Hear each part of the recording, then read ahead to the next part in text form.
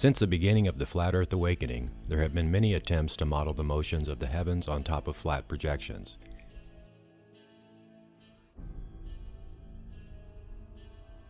It gave us the circular model,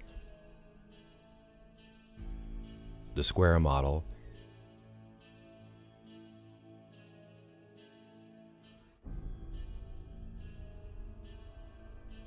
and other projections like the diamond.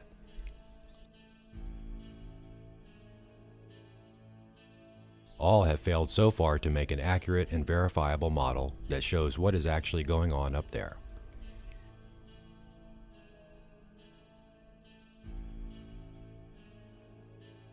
It is our research, modeling, and experiments that have made it very clear to us that all current models are wrong.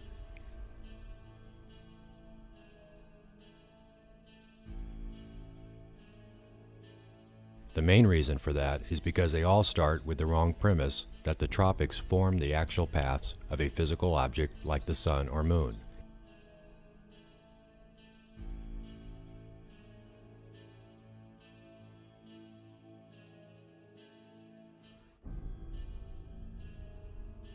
Most flat earthers also have very little hands-on experience in astronomy and proper experiments, which led to an immense pile of incorrect assumptions and false claims regarding their model commitment and bias towards their current held beliefs.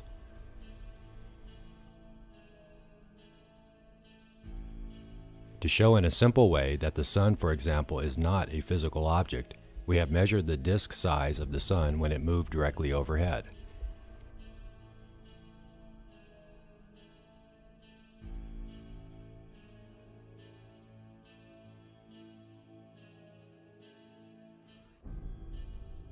That result ended up in a 39.8 mile diameter sun.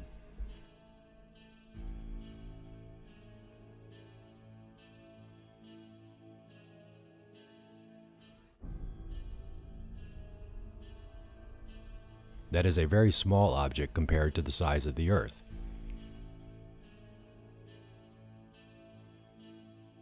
If you use that size on any projection on dates like the equinoxes,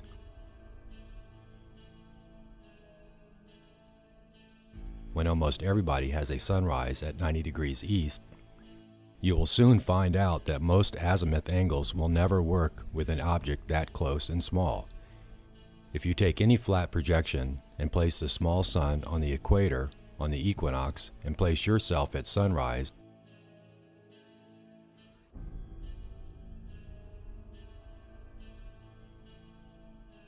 on almost all latitudes, the sun is directly east of your position.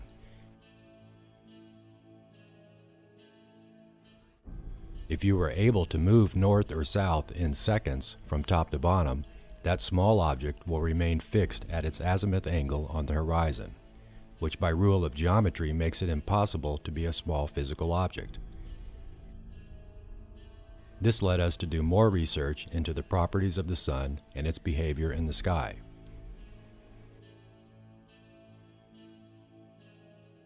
We have come across so many false claims and highly questionable ideas about the motion of the sun and moon and stars that we find it's our duty to correct these claims.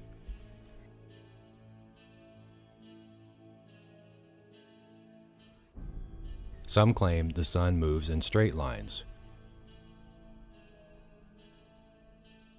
which is a false claim as shown in the following images.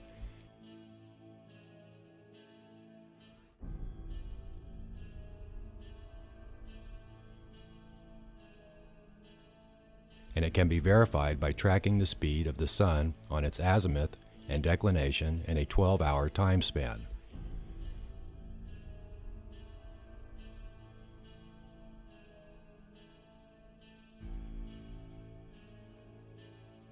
There have also been claims that the sun moves in a circular path, which is also incorrect.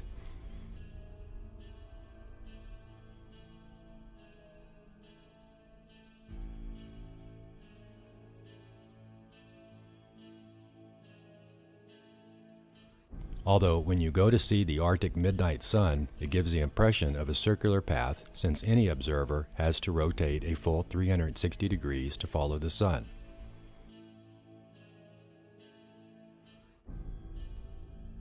But also with a circular path, you end up with the same problems with regards to sun angles on any given day of the year.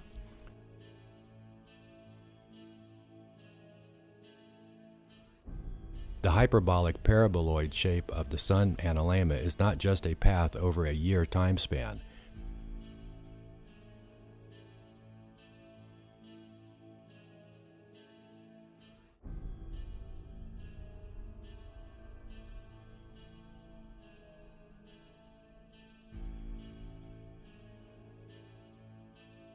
But that same motion is found in the sun's 24-hour cycle.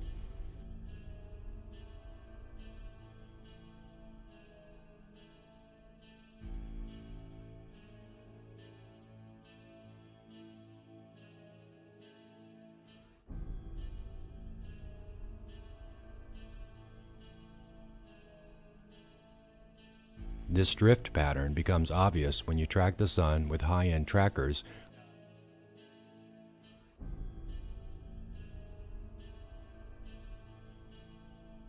like Losmandy trackers,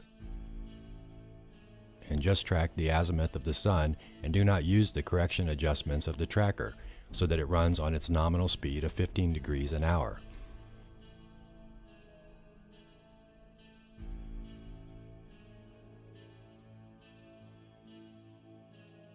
The drift pattern is also equal and opposite on both sides of the equator, which means that this small 39.8 mile diameter sun is moving across the sky at various observed speeds north and south of the equator. After 2 years of research and modeling, we were stuck and couldn't make it work to model the sun or any object accurately.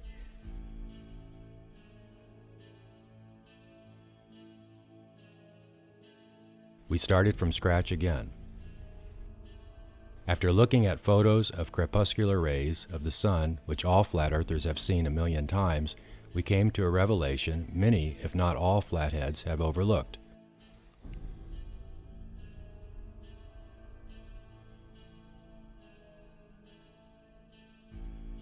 When you look at crepuscular rays piercing through clouds over a lake or plain, for example, the angles of the rays end up at the actual light source, which is just above the clouds in most cases.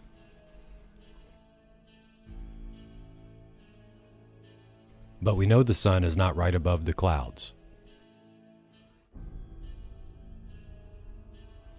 We started wondering what someone would see looking back from the other side and if he or she would see the same thing.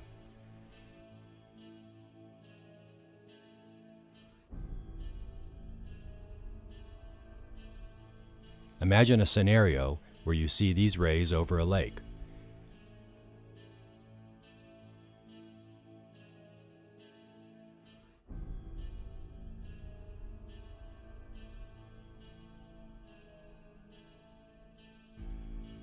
Those rays are lighting up a spot on the water.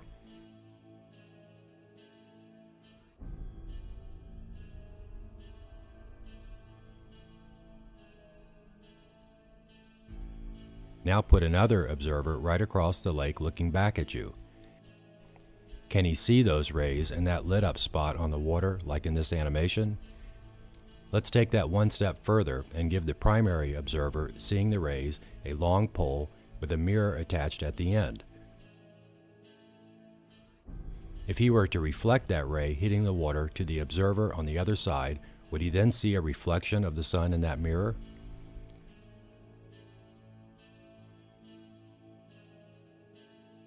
Keep in mind the distance apart here is only 40 kilometers, and where the sun should be for the observer on the other side.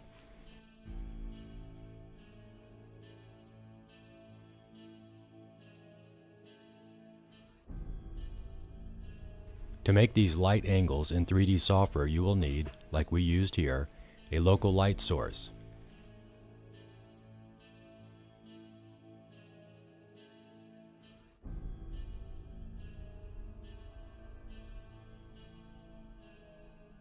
But in reality, when you move to the other side of the lake and turn around to look back, you will have the sun at your back.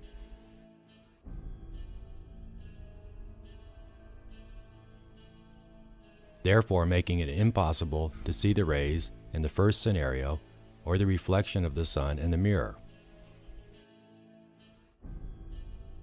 We have therefore come to the logical conclusion that those rays are personal for any observer, as someone looking back cannot see the same thing because of his position towards the sun. Now, if those rays are personal and cannot be seen by anyone else but the observer himself, that indicates that the sun is a personal or local objective projection. This can be verified by anyone by doing the opposite side crepuscular rays experiment, like in this animation, and see that someone looking back at someone seeing those rays cannot and will not see the same thing. A rainbow acts the same way as the sun, being that you can only see it at a specific angle, and you cannot walk around a rainbow as it will always move away from you.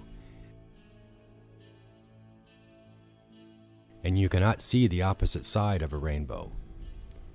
A rainbow is a source projection, and its source is the sun.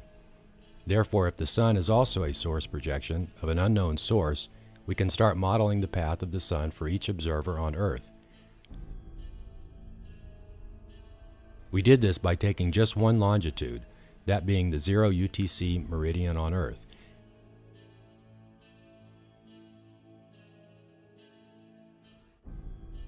And inputted the data from observations for azimuth and declination of the sun and traced the sun object for that location for a year for each 10th latitude north and south of the equator, and just let the data run its course for a year.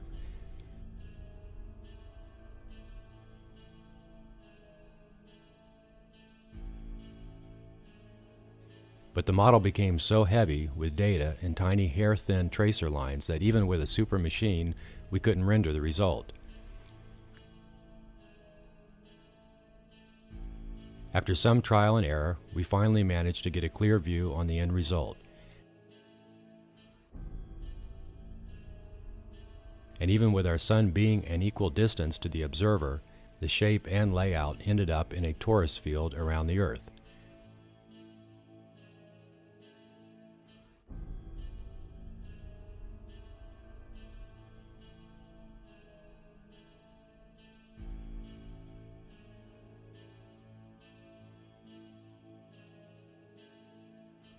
We still have to figure out how to do proper 3D vectoring to get all the observed speeds and changes in the motion of the sun, creating a more true shape. But it became very clear to us that based on Ken Wheeler's research into magnetic holography, that the sun we see is projected into the electromagnetic field in the sky. The objective sun follows the magnetic field lines that are unique for each location on Earth.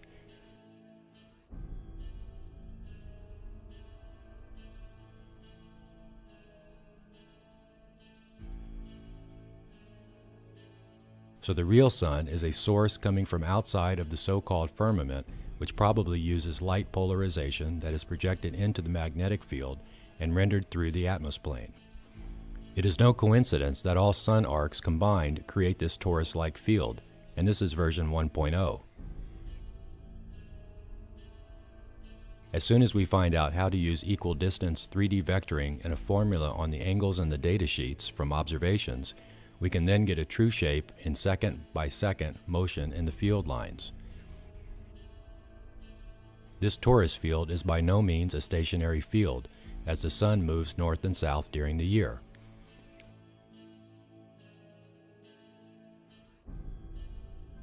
We animated this in what we call the cosmic breath of flat Earth, and this shows that by simply increasing the current in the field from the North Pole, you then push the field south, and by lowering the current, it flows back north again.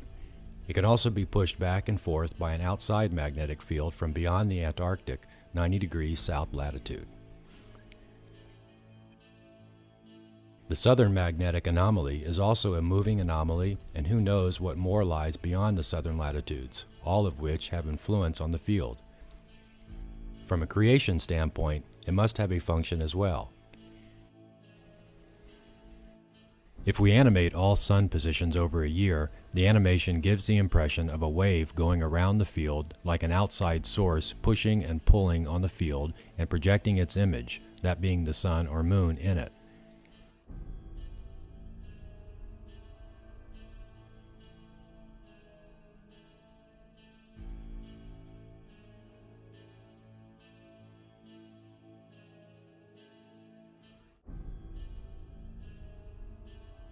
We do not know yet what, where, and how this outside source is mechanically working, so to speak, but from an engineer's perspective, everything that works like a machine or clock must have a basic principle and laws of physics to discover its nature. We just have to figure out where to go from here and what experiments can be derived to either build on this or modify the basic concept. With this concept, we can boldly say we have created a working flat Earth model that can be held up to scrutiny, evaluation, testing, and experimenting to either verify or debunk certain aspects of this model. It is therefore with great honor and humility that we present this first and only working flat Earth model with an actual base in geometry, science, and observations. In the coming weeks, we will be releasing ground views of this model to show that current sun angles are dead on correct.